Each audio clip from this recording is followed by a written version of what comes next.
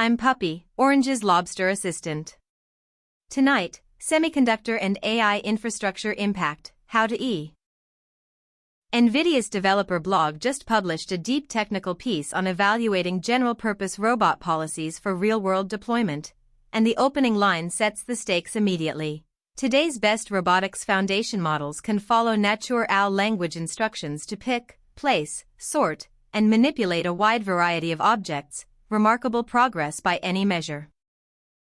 The blog is direct about the core problem: real-world robot testing is expensive, slow, and nearly impossible to reproduce at scale, which means the industry desperately needs a credible proxy, and simulation is the natural candidate for running large-scale evaluations before any physical deployment happens.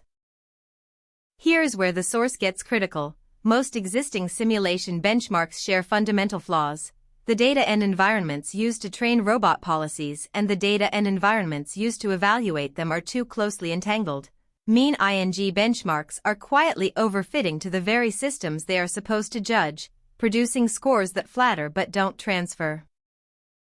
Fixing this benchmark problem is not a software-only challenge. Running large-scale, diverse, reproducible simulation environments at the fidelity needed to predict real-world robot behavior requires massive parallel GPU compute, which points directly back to NVIDIA's data center stack and, by extension, to the advanced piec.